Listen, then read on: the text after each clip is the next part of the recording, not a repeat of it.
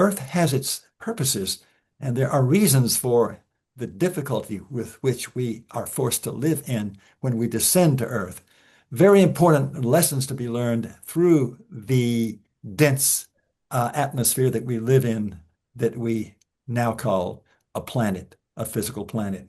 But yeah, there it is. We will be embodied thoroughly wherever we go. The higher we go, the more light-filled will the body become, and the more likely it will recede and look less like what we regard as our physical selves. The spirits describe wonderful bodies of light, which really transcend anything like our bodies presently. But they will be bodies. We will always be embodied at some point. That's the claim.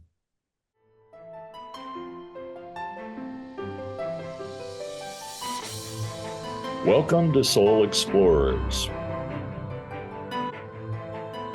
with your hosts, Gary Langley and Sally Taylor.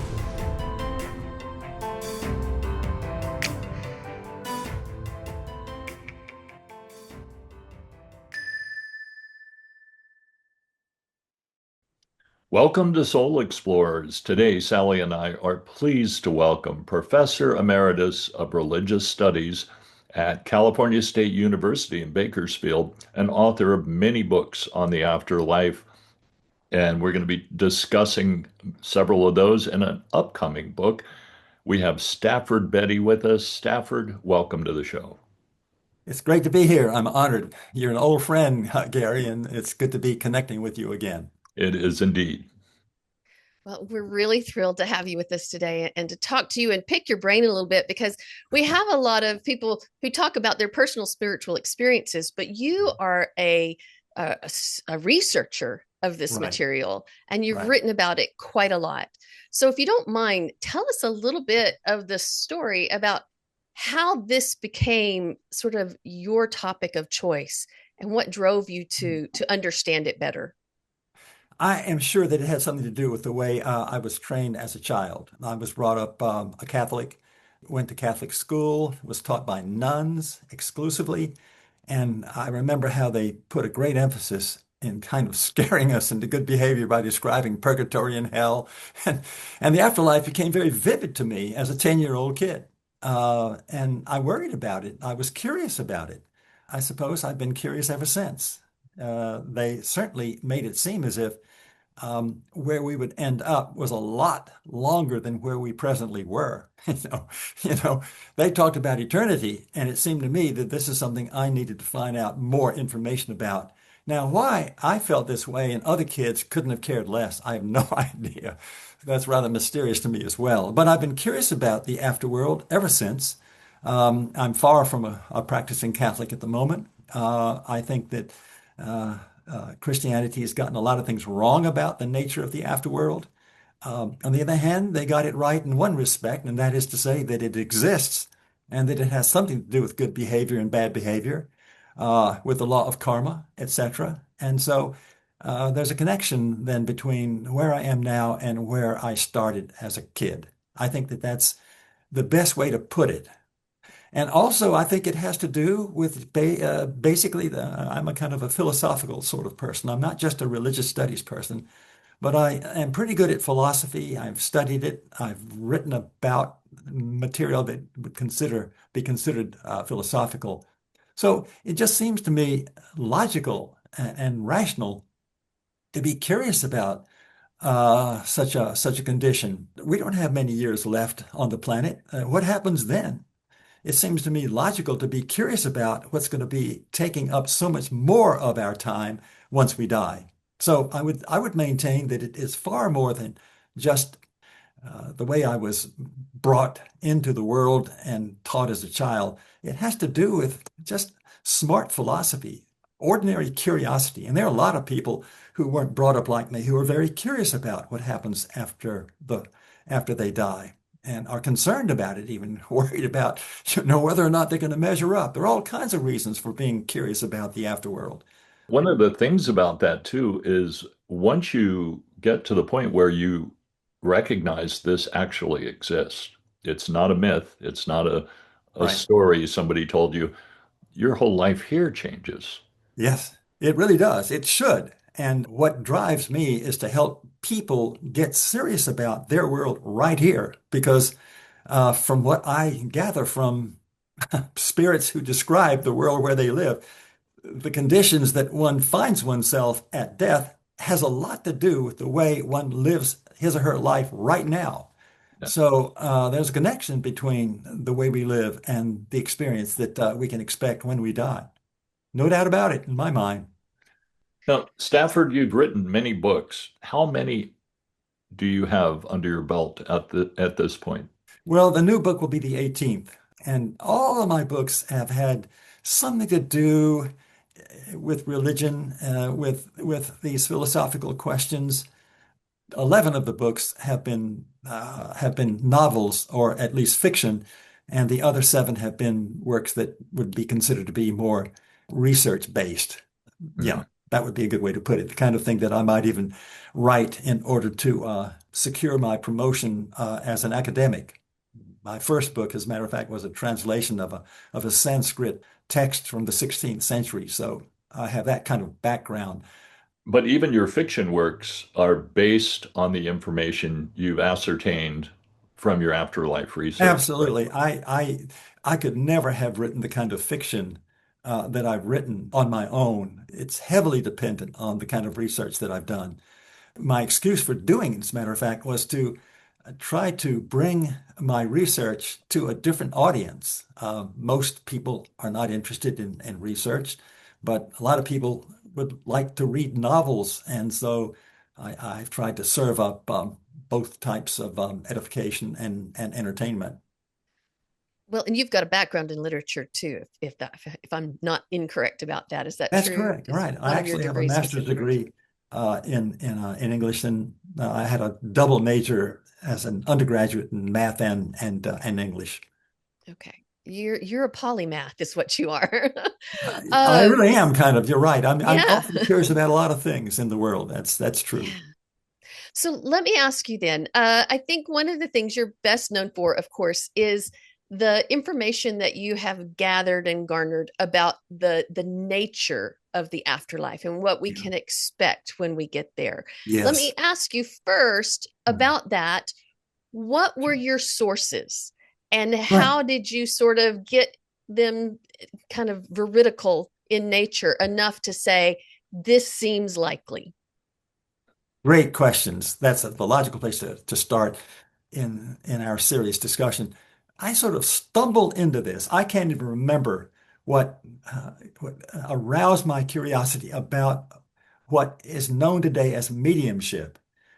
I discovered that there is a tremendous amount of literature that alleges to come from the actual world beyond death, which has been written, at least prepared by spirits over there, eager to describe their conditions.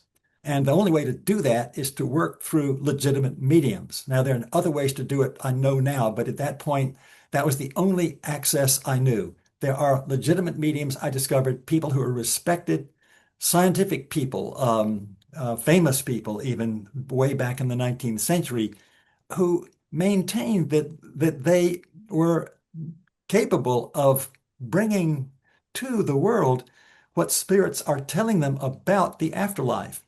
The motive of the spirits being to restore confidence in a world that was basically losing the battle to materialism. An interest then in helping people to rediscover a belief, a confidence that there is an afterworld and all of the things that go with an afterworld. So I began to look at the best works written by spirits working through mediums. And that's where it all. I found that there are a lot of such books that I'd never heard of in graduate school. No one ever told me anything about this in my theology background at Fordham University. I had to discover it all on my own. I found it fascinating. I found it quite plausible. I found it far more plausible than anything I'd ever been taught by my study of the religions of the world about what happens after death. It made sense, and there were many ways to determine whether or not what's coming through from the other side is legitimate. it can be trusted, is trustworthy. And so I could go into some of that. I don't know if you want me to do that right now, but that's where Yeah, it all started. a little bit. What does make a particular medium or a particular spirit who's speaking through a medium Right. more trustworthy than another? The best mediums are able to bring forth information, not from their own minds, they would say, but from spirits working through them that can be checked out. For example, if a man comes through a medium and wants to make connection with a daughter at a séance, and the daughter recognizes her father and maintains this is really him. And the way it's determined is that the medium presents a lot of information that there's no way she or he could have known, but that the sitter or the receiver of this information can check out. For example, if the deceased father is trying to tell his daughter, look, the will that I wrote has not been discovered yet. You're working with the wrong one. It is to be found at page so and so in a book in my personal library. All right. And she goes back there and she finds there it is exactly as described. That's what we mean by evidential. In other words, this is a spirit and a medium working together who have proved their credentials. They have shown that they know what they're talking about. It's been checked.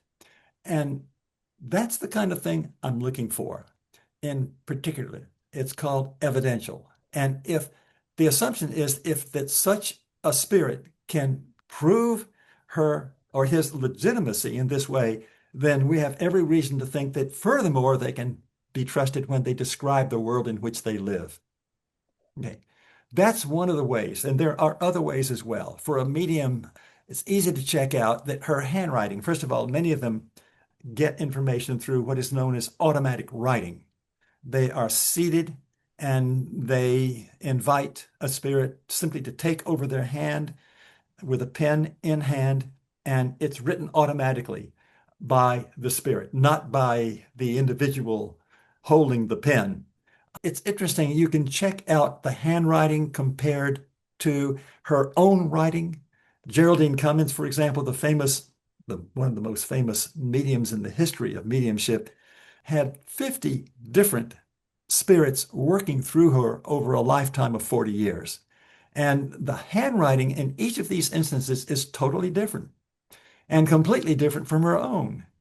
How do you explain that? Okay, little things like that can be checked out as well. So there are a number of ways to determine whether or not we can trust the medium. These are just two of the ways that I've mentioned. That's fantastic.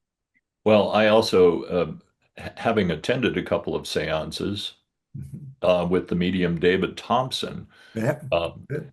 have uh, gotten to experience it firsthand, and it's profound.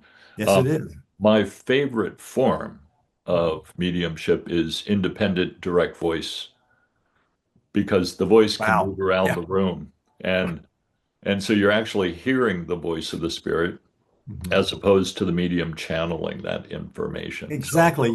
That is really a lot more convincing than what I've just described.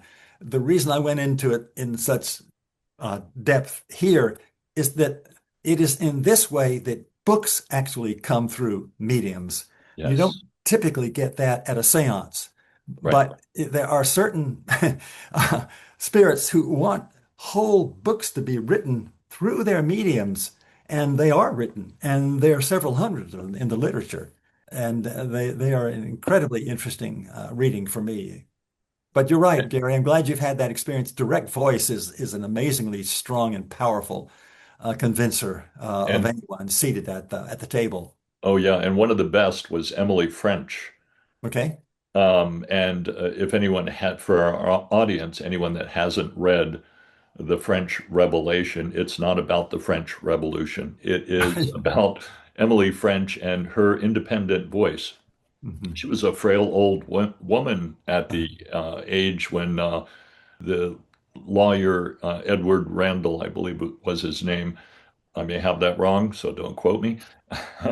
But when he started investigating her and then working with her for many, many years, was profound. Booming male voices would come into the room, and this Right. woman had a heart condition and was quite frail. Mm. So it's very, very convincing. Yeah, it is. And there are just innumerable instances of what is known as direct voice communication. Explain what direct voice means. Do you know, Gary, what that means, direct phone Sure. communication? So what a good example of that was Leslie Flint. Uh-huh. So what the spirit side does is create a voice box out of ectoplasm Mhm. generally. Mhm. And then the spirit utilizes that to speak. Right. And often it can move around the room, be in different places. It's independent of the medium. And oftentimes, as in the case with Emily French and Flint, Mhm. they were not in trance at the time. They Right. could actually carry on a conversation with the spirits as well. Yeah. Yeah, So, and the main thing is that the direct voice, the voice does not come from the mouth of the medium. correct. It's Comes elsewhere within the room, but not from the medium's mouth. It's very right. interesting. So it's from the ectoplasmic voice box that's Right. created by the other side, though they may Right. utilize that ectoplasm from the medium. So, Right. yeah. Exactly. So I want to get back to, since we were talking about the information that these mediums brought through, the ones that you have studied and researched and kind of collated into the books that you've written, Mhm. what have they described about the conditions of the afterlife? That's one of the things that most people want to know. What's It it is like? exactly what they want to know. They're far more interested in that than the kind of proofing that the medium is legitimate. Most people are just very happy to say, okay, Dr. Betty, he knows what he's talking about. I don't need the evidence. Just tell me what's over there. All right. Right. And my book, let me see this book right here. I don't know if you can see it. The after Yes. The does it afterlife show up? unveiled. The Afterlife Yes. Unveiled. This is a book like that. It's full of information about what is actually over there. This book right here, for example, is a book that goes through all the various types of evidence that would convince a reader that there is an afterlife. But that's not what they're primarily interested in. They're interested in this book here, all right? What's over there? So let Right. me tell you a little bit about it. I'll go ahead and read you the first paragraph. I've got it summarized in 50 different paragraphs because it's a very rich and complex world. But just to give you one example of the first thing that you're going to read in this book, when I'm summarizing what it all comes to, is this right here. The afterworld is not some fantastic vision of infinity where souls are locked in poses of permanent rapture, gazing at the face of God, and no one floats on a cloud while playing a harp. Rather, it is a place with landscapes and seas and houses and cities reminiscent of our own world, a material world, but of higher vibration, insensible to us earthlings. There are gardens, universities, libraries, and hospices for the newly dead, but no factories, fire stations, sanitary landfills, smokestacks, or dentists. There are no dirty jobs to do. We have no traffic, and our roads are covered with the thickest and greenest grass, as soft to the feet as a bed of fresh moss.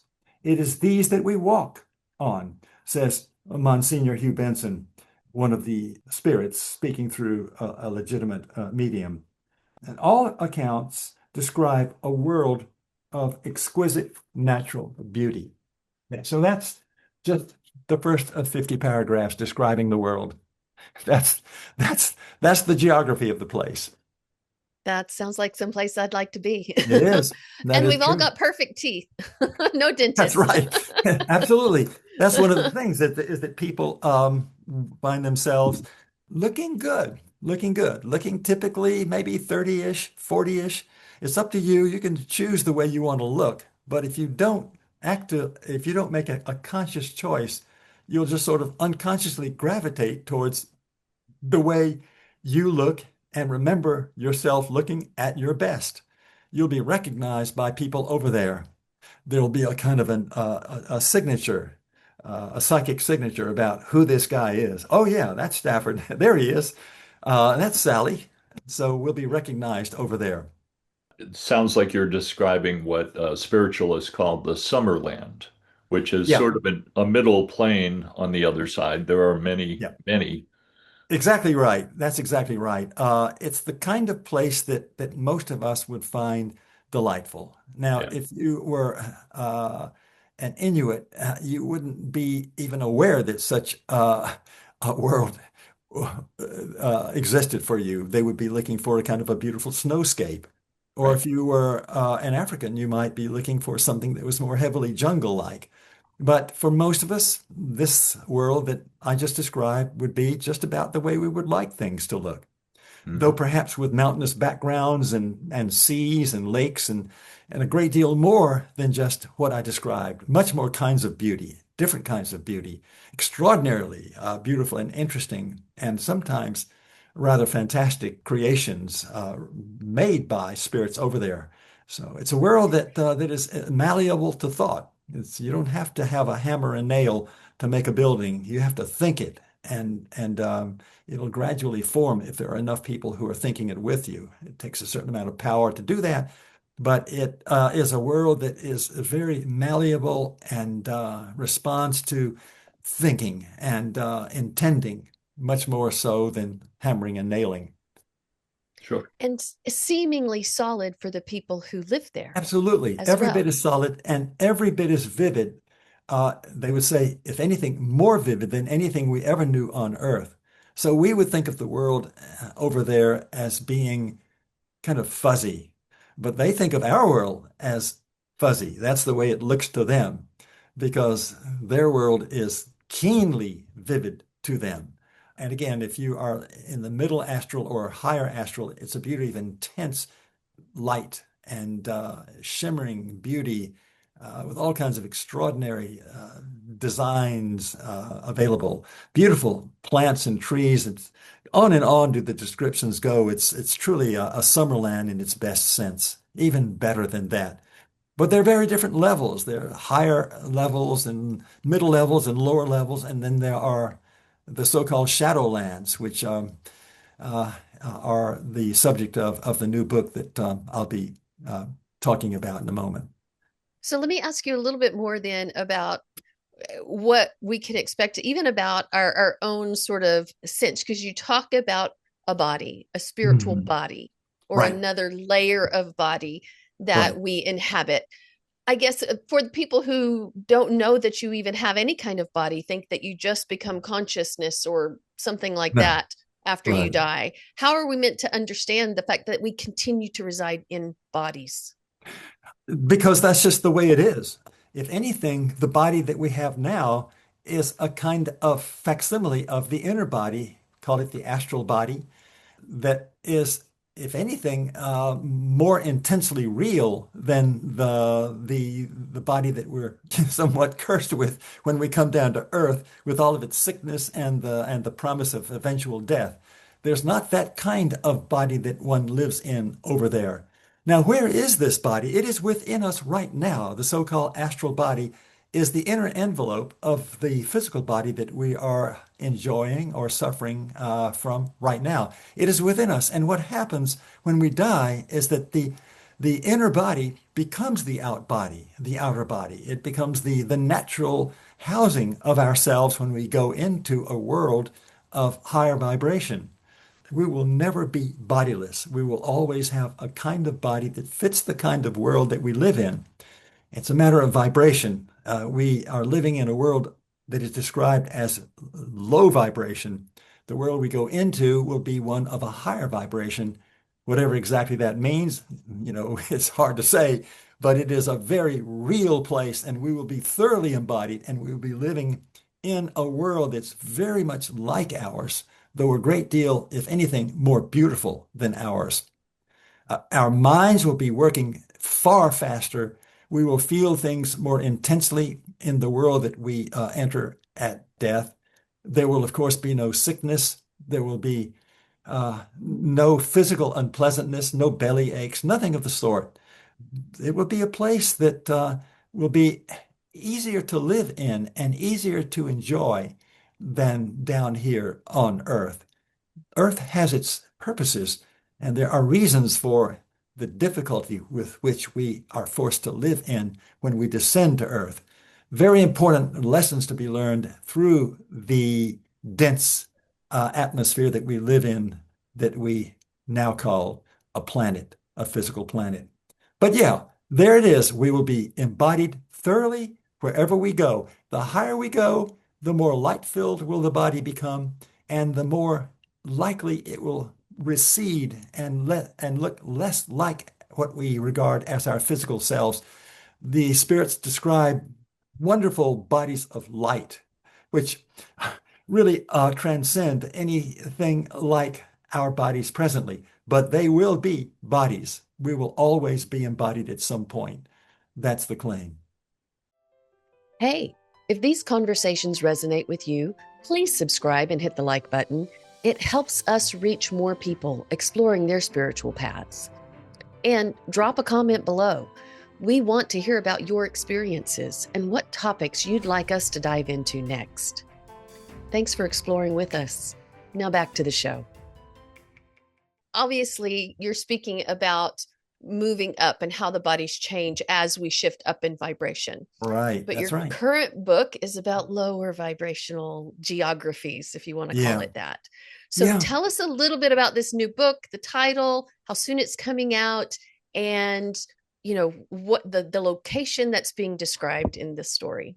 Right. Well, my publisher and I really worked hard at coming up with a title that would grab the reader, and we came up with the title to simply The Hell Dwellers, because we have traditionally thought of the dark side of the afterworld as hell. That's the traditional term.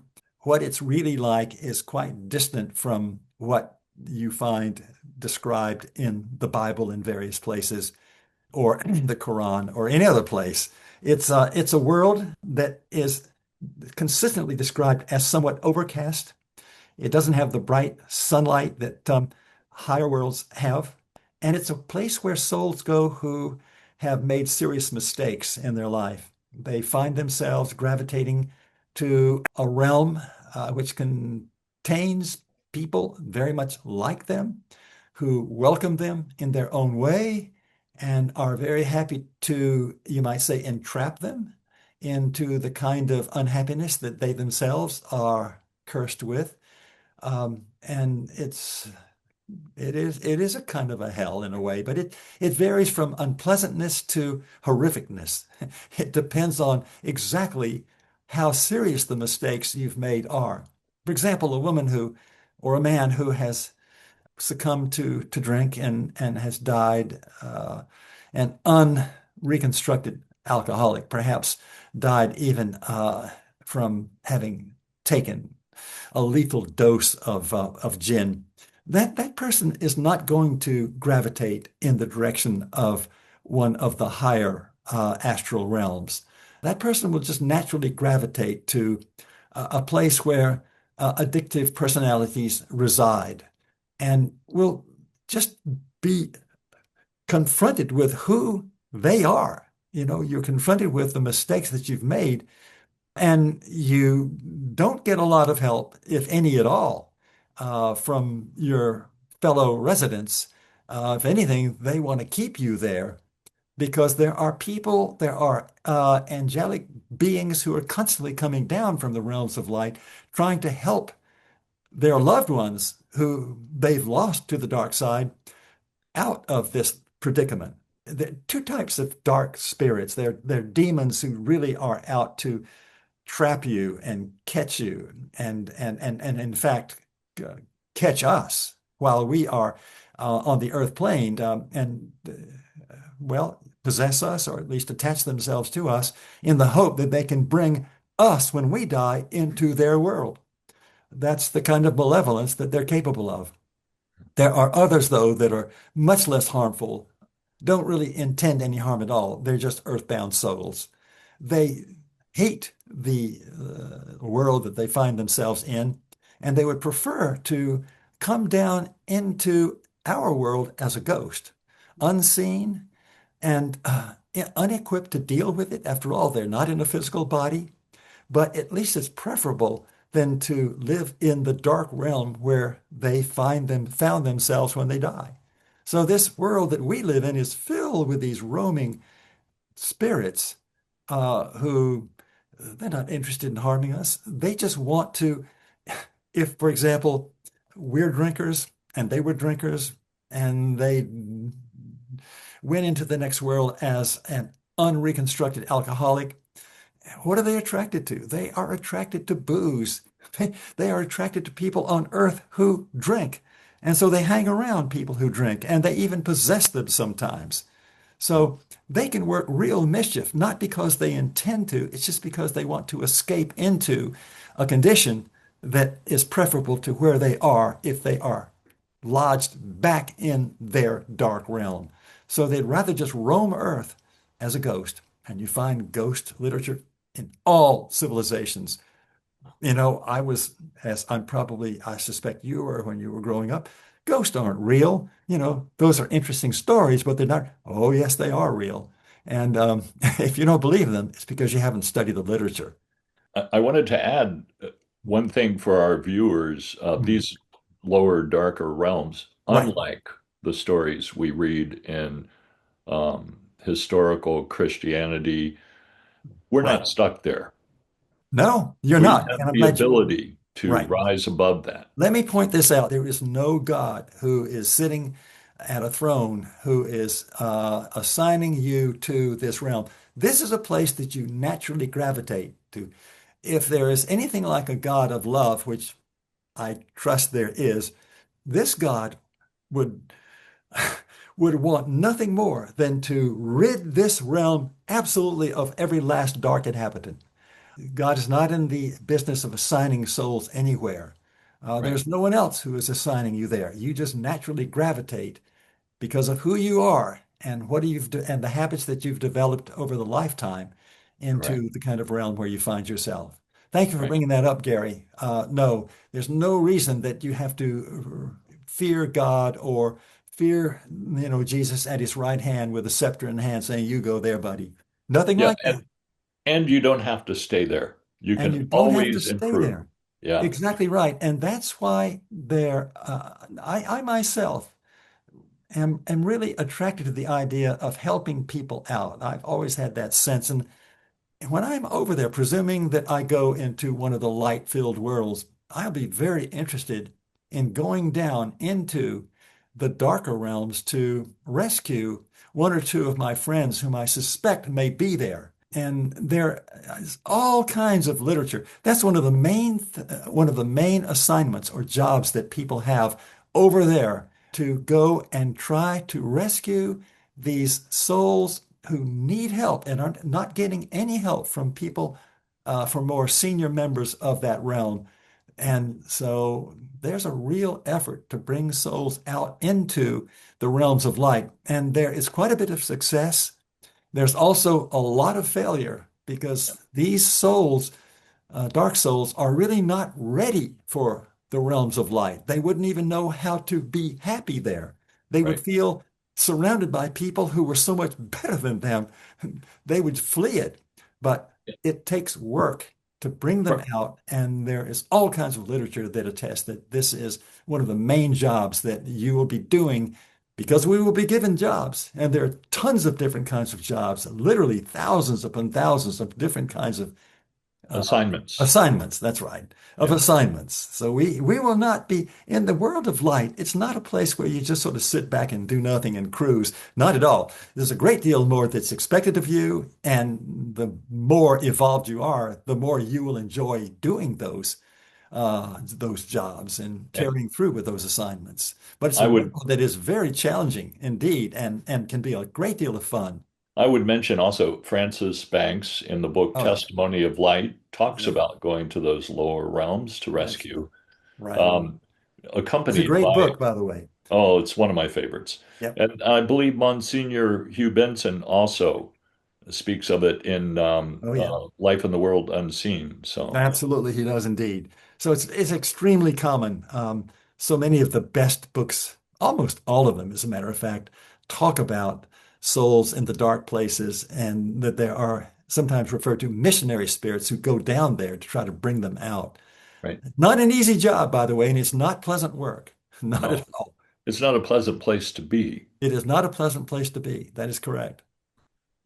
Well, and it seems to me, even if you're living in the Summerland realms or wherever you happen to resonate when you Uh-huh. pass, Right. that service of others not only helps them and perhaps helps them to come up to more light-filled realms, Uh-huh. but it helps you in your progression onward as well.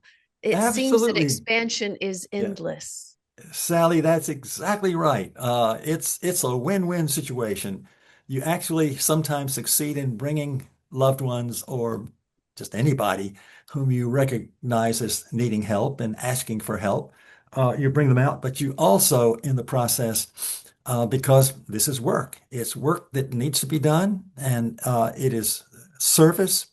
It's selfless work that grows one's soul, and it is in soul growth it's soul growth that moves you into higher spheres.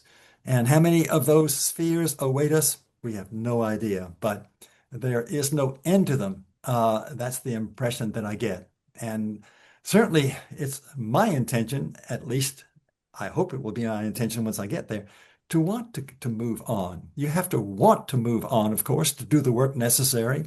You have to be, you might say, somewhat ambitious to grow your soul and to move to higher, more glorious, beauty filled realms.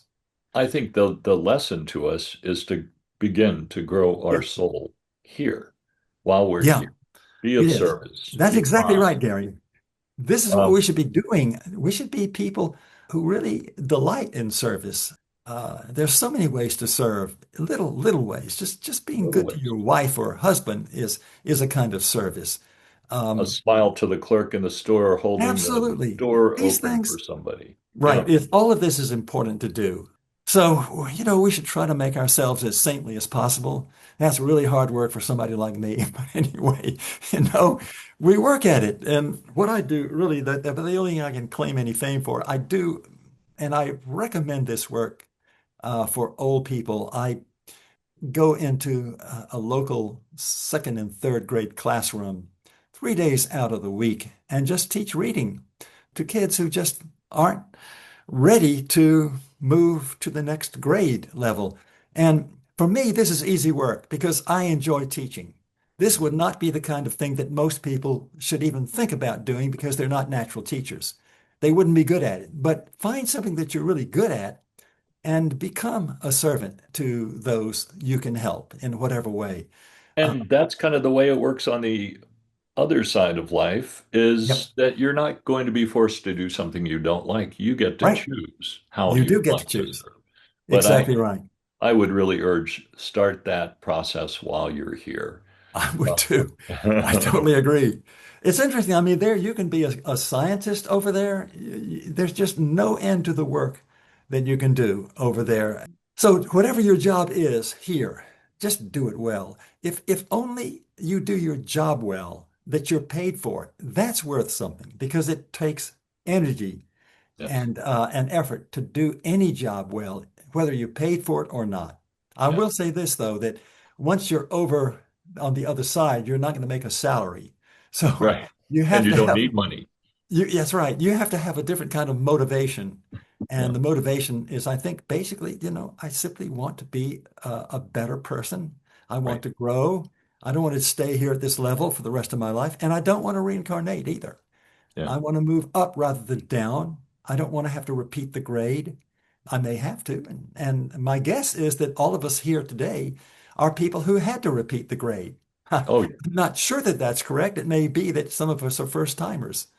Talk about that really briefly then, because you talked about you might have to reincarnate or choose to reincarnate. Yeah, Tell us a little bit about your understanding around reincarnation, when it happens, when it doesn't, how much of it is our own choice. right. I think that one of the first things you'll recognize if you are inclined to reincarnate is that life in the afterworld is less interesting than you remember it was back on earth at its best. Okay. You have a kind of nostalgia for the kind of competition that you enjoyed, and maybe football games, just the roughhousing way that men enjoy being men. All of that just would be attractive. And there's something that just doesn't quite work on the astral world, you know? So you find yourself somewhat bored by the ease with which all things come in the astral world. There isn't as much competition. There isn't as much need to urge yourself forward unless you are a person who is prepared to love the good things of life, the really good things, beautiful art, but beautiful music, goodness, all kinds of beauty that the afterworld is filled with, Yes. and that you can help others enjoy because you've learned to enjoy it. So people like that will go forward. People who, I'm not for that. That's not quite for me. I think that that's the sort of reaction that people will have when they are ready to come back. And they incidentally will probably be guided to come back by guides and teachers on the other side who recognize, you're not quite ready to make the next step forward. Let's go and send you back. I think you can make much better progress in another life back on the planet. And so it's usually worked out agreeably. And with any luck at all, you'll even find your parents, the appropriate parent or parents for you. That's not always how it works. It may well be that you're so desperate to get, you just go anywhere. It doesn't matter who your parent is. You're so desperate to get back to Earth. So there Well, are all kinds of reasons for reincarnation. Some are, as I say, you can be guided because you need to become a person who's more generous. You didn't learn basic virtue back on Earth. And so let's go ahead and send you back and see if you learn it better this time. Or it may be that you're just naturally bored. golf on that side would become very boring if you get a hole in one every time. Absolutely. That's exactly right. Any kind of sport, any kind of ball sport Right. would simply be impossible to enjoy over there because as soon as you hit a ball, as a golfer, for example, Yeah. you say, okay, I want to go into the hole or get And it's close going to to it. go, And it would. yeah, You'd be able to guide it because your mind guides outcomes over there. exactly. It's Exactly. too easy. It's too easy. So Yeah. what makes sports so much fun on Earth is that it's so difficult to do well. Right. And it's fun to watch your heroes do it well. There Right. isn't going to be that kind of down and dirty sport. I have a little theory. Now, this All is right. kind of a joke, but Okay. I'm now living in the state of Florida. And I Uh-huh. got here and I realized, wow, a lot of elderly people move here. And Mhm. I am thinking it's probably preparation for the Summerland. Yeah. It may well be. I hope they deserve it.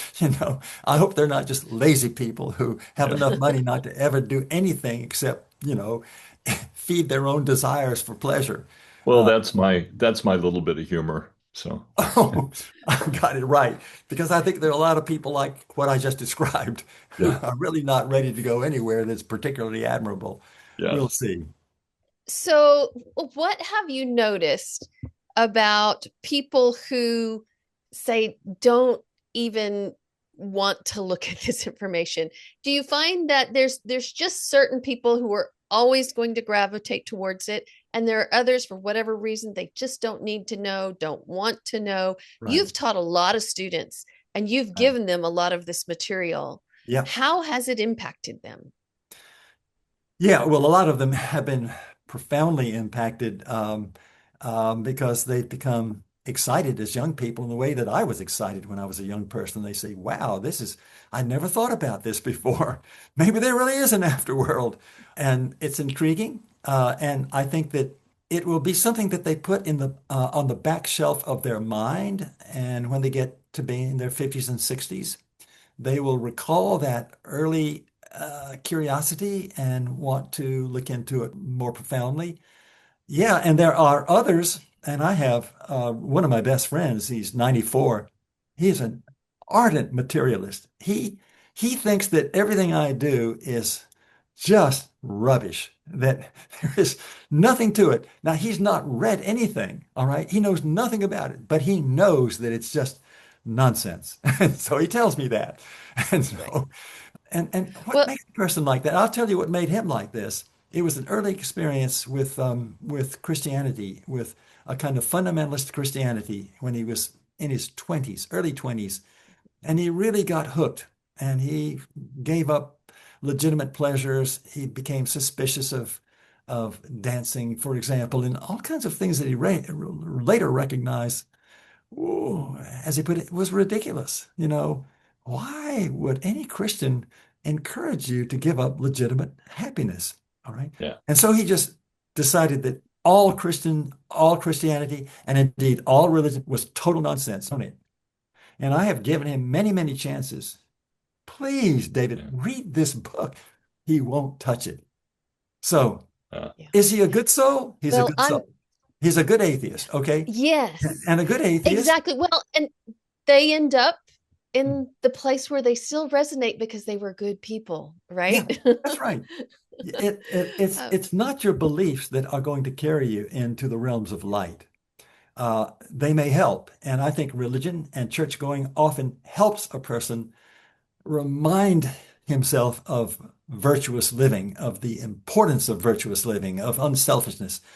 I'm not saying that religion or church is bad, not at all. But for some people, it's not what helps.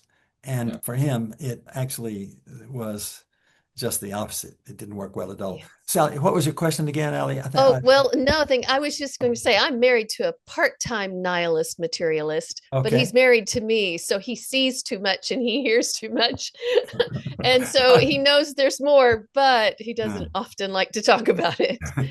Um, so, Right. but he is a very good human being. You Right. know, he's And kind, he's right. generous, he's faithful, he's all of the good things. Right. And All I can say this, Sally, that of the 50 descriptions that go into the afterworld, how do you describe it? One of the most profound is that beliefs don't count. Right. It's your world, it's the choices you make, it's the habits that you have formed in your life as you have lived well or poorly. If the religious beliefs have generated goodness in you, great. If they haven't, then you don't need it. Okay. And in fact, if they harm you, then dump it. So it's not belief, it's your activity, it's the habits that you form as you go through life, dealing with people, helping people, hurting people, whatever you do. And you would know Sally better than anybody else what kind of a person he is. Um, it is odd that he would, and it's always seemed strange to me that a good person would shy away from a promise of reward. But apparently and I think there are some people who feel that I don't want to be seduced by reward.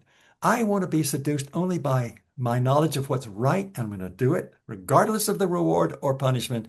I'm going to do it because it's the right thing to do. And that seems to me to be a noble way to live in the world. And it sounds like you've got such a husband and a good catch, Sally. yeah, yeah, thank you. I think so. And he just doesn't have that need to Yeah, know. he He's doesn't Well, have it, to okay need to with know. not knowing. yeah, Right. I and, have and the not need to know. not everybody is called to do what we're doing here, No. just not in their wheelhouse, and that's okay. Right. But like you said, Stafford, and I thought you said it very succinctly, it's what you entertain inside and Mm. how you act in the world that Yeah. determines your status, if you want to Right. put it that way, Right. on the astral. So Right. Or your fate. I mean, and by fate, I mean, this is where you start in the afterworld because you're free. You can always move up or yeah, down once you're in the afterworld. You don't have to stagnate where you have found yourself initially. Not at all. your new book, is there anything we could say about what's the title of the book? It's called The Hell Dwellers, and basically it's a collection of 19 short stories, though the first story and the last story connect up. It's about the same person. But it describes the ways that demons, and by demons I'm talking about truly malevolent beings who take great pleasure in destruction. And that's the way I use the word demon. These demonic spirits come down into our plane to wreak destruction on people that for some reason or another, it may be historical, it may be just the luck of the draw, of the unlucky draw, uh, just to have fun, just Yeah. to see what kind of havoc they can create in the world. And they do. And it's the story of the havoc that was created in the lives of about a dozen people. The book is about a dozen people who have been destroyed, deeply damaged by demons working their mischief. Some of the other accounts are looking at actual cases coming out of the offices of psychotherapists who work with young people mainly who are possessed or have dark spirits attached to them. It's fascinating to see how these therapists actually work with these spirits, work with these kids, these victims, to rid them of either the demon, usually the demon. There are ways to send the demon back where they belong and to free the victim, at least temporarily. So these are the types of things that this book deals with. Very real cases, historical cases. Jim Jones, for example, a horrendous individual who was in the 1990s. I don't know if you remember the case, but he 70s, wasn't it? it was in the 70s, right? Yeah. He was a man who seduced his followers to commit suicide at a mass gathering. Mm. Almost 98% of his followers committed suicide. They drank the Kool-Aid. That's where Yeah. Literally. that they literally drank the Kool-Aid. And what happens to this man?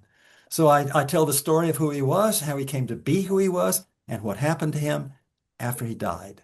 Mhm. And what happened to him after he died is based not on my imagination exclusively, but on the kinds of things I've read about in spirit literature about what happens to people who do this kind of mischief.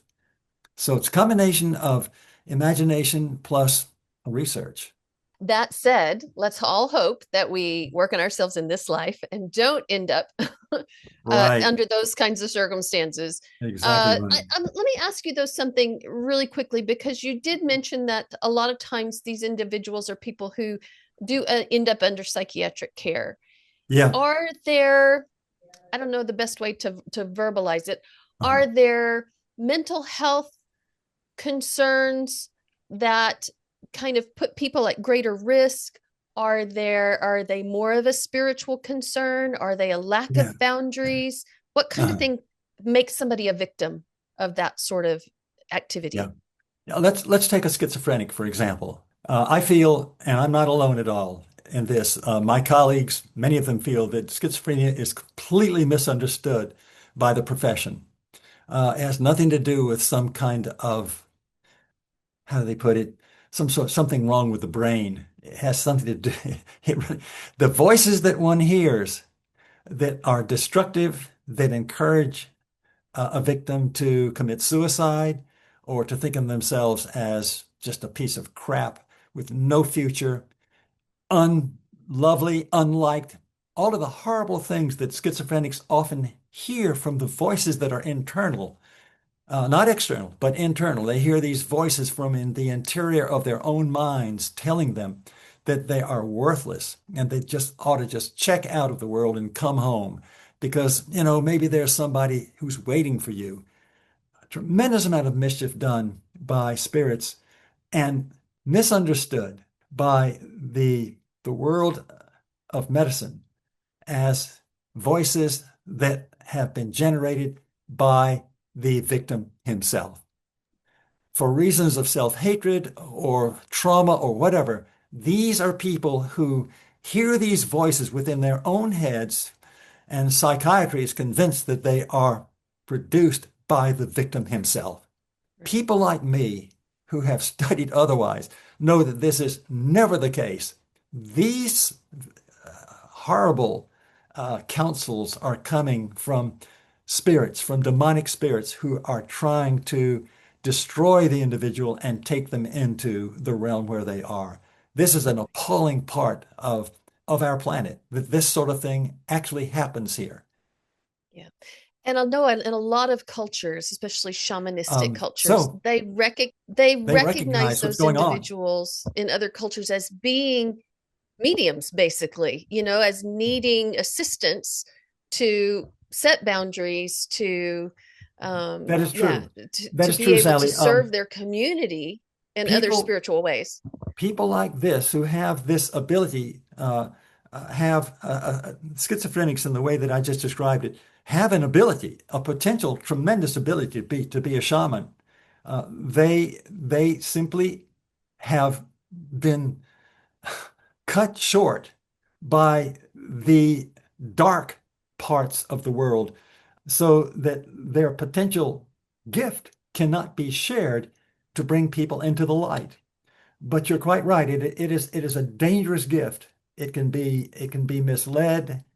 But anyway, Sally, I hear what you're saying, and it's good that you bring this up because there is a dear person in my own family who has been victimized in this way, and I'm constantly trying to help her free herself from demonic influence because she is potentially very, very gifted to be a shaman herself, or to be just a person who. And I get literature. I get letters from people who are gifted and who have described how they got out of schizophrenia and are now have now become, you might say, kind of wise people in their own communities, bringing information that doesn't come from anywhere else. It Yeah. can only come from somebody so spiritually gifted. It's And this same thing has happened as a misdiagnosis with autistic people I think because so too. I think so if you too, listen to Gary. the telepathy tapes, that they've done some great research there. These people are connected. And one of my favorite lines from one of the autistic, because they learned to type words.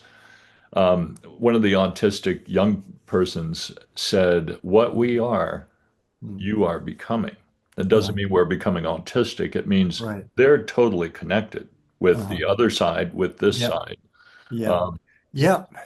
That is true, but it's a dangerous gift, though, because it can completely ruin your life here in our planet. And right. the temptation is to find that world so much more interesting, so much Yeah. more captivating, that there's a complete loss of interest in this world. There's no interest in getting a job and going to college. And this is what's happened to this person in my own life. We just can't get her interested in anything to do Mhm. with the world where she finds herself now. Yeah. She's so lost in that other world, so entranced by it. It's a What are we fine missing? line. I mean, we all here have an interest in both worlds, Hmm. but you have to walk a, a very fine line to Yeah. maintain 1 foot in each because Balance. Yes. you can get swept away. Yes. You can indeed. That's right. Yeah. I am a person who has no gift whatsoever along this line. I'm very scientific in the way I do things. I'm looking for evidence. Evidence is extremely important to me. I think it's important for people like me to exist because I'm not swept away by any of these potential dangers. I don't have any particular philosophy of life to that is based on anything that is paranormal. I don't have paranormal gifts. And so Mm. there's a place for somebody like me in this kind of research. It's good that I not be connected to anything paranormal because I might be carried away with only one way of looking at something. But as it is now, I can look at, you know, any number of different ways as a kind of what did you call me? A poly, whatever it was, a A Polymath. polymath. polymath, Right. polymath, and an objective observer. Yeah, that's what it is. And then that's important that there be people like me, thank God. And I would like to make one correction though. Yeah. You have not developed Mhm. any psychic abilities or Right. medium. That's We true. all have the ability, I think, to Yeah. develop that. Right. But in your line of work and the way you're approaching it, it's really kind of probably important that you don't. You know, it's true, Gary. I have wondered if there might come a time that I would begin to experiment with automatic writing. In Hmm. other words, can I learn to vacate my own mind and just open up my mind to a spirit that wants to come through me? I'm a wordsmith. They could really write good books through me if I could just let myself be taken over. Yeah. Stafford, But I would claim you already do. Yeah. I don't You know. just do it in a very conscious way, and it's a matter of recognition. You're a writer and you've got, dozens of books out at this point. Yeah. I think that most creative output is collaborative in nature, Yeah. whether Yeah. you're aware of it or not. No, I I would can tell you agree. that there's a point. There certainly are times when I feel stuck and unbelievable solutions just occur to me, and I am right out of that. I'm free of that writer's block, and I can proceed. And I have a definite sense that I have a muse that's working. And in Absolutely. fact, I address my muse in prayer every morning. I thank her or him. See, There you go. you already know. You already Well, know they're I, there. I, but I don't know. I don't have that tremendous resonant feeling that, oh, there she is. I just have a kind of an act of faith that there is a person there. And I have the sense that sometimes there does seem to be some kind of solution that doesn't come from my own head. Yeah. But Well, I am not a person who has any paranormal gifts whatsoever, and I want to make people understand that. yeah. Having read most of your books, I'd say you have more than one working with you from Yeah, other realms, that because may I be. recommend Stafford's books to anyone that is interested in this subject. We look forward to the new one. You said the release is in a couple of weeks. Yeah, that's March 5th, as a matter of fact. And Okay, it would be great. great And if people were to actually buy it.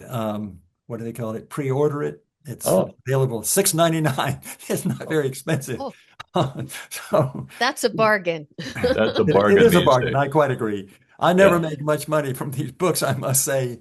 yeah. As a matter of fact, I've lost a heck of a lot of money because I remember back when I was teaching, I've just got to take time off and I've got writing to do. And so I just gave up half my salary and was fortunate enough to be living with a fellow professor who had a full salary, so I could afford to do this.